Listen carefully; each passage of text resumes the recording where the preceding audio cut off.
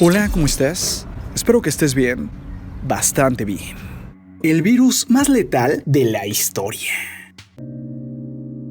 Nadie sabe dónde empezó. Algunos investigadores afirman que todo comenzó en Francia en 1916 o en China en 1917. Incluso, algunos aseguran que los primeros casos fueron en una base militar de Estados Unidos un 4 de marzo del año 1918. Lo que es una realidad es que tras darse los primeros casos en Europa, la misteriosa enfermedad empezó a llegar a España de manera brutal.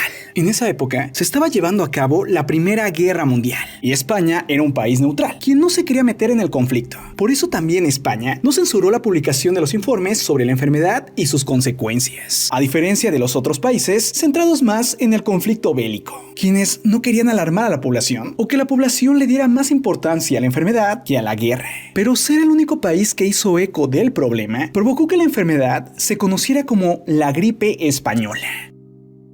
Tal vez por eso, las cifras de España son las más fiables y conocidas, ya que en ese país tan solo hubo más de 8 millones de personas infectadas y murieron 300,000. Ahora bien, en todo el mundo, la censura y la falta de apoyo hizo que casi nadie investigara a detalle este virus. Ahora sabemos que fue causado por un brote de influenza virus A, del subtipo H1N1.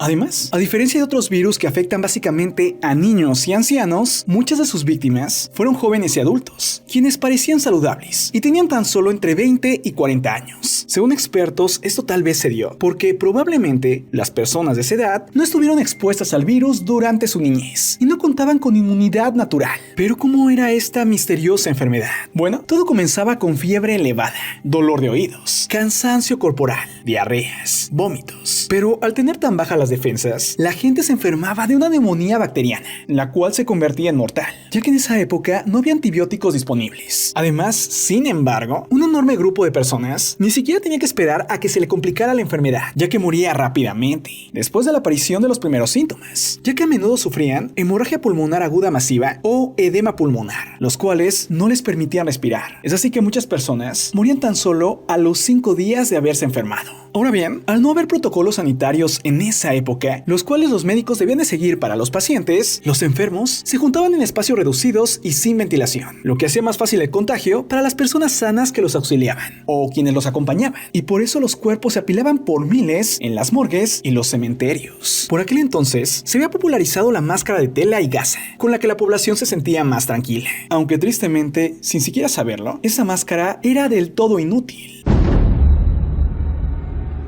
Al final, la gripe española mató entre 1918 y 1920 a más de 40 millones de personas. Incluso algunos especialistas dicen que mató a más de 100 millones de personas en todo el mundo. Se desconoce la cifra exacta de la pandemia, la cual es considerada hasta hoy la más devastadora de la historia. Incluso superó por mucho la cantidad de muertos que dejó la Primera Guerra Mundial, que se daba al mismo tiempo, ya que en la Guerra Mundial solo murieron entre 10 a 31 millones, y la gripe española mató entre 40 a 100 millones.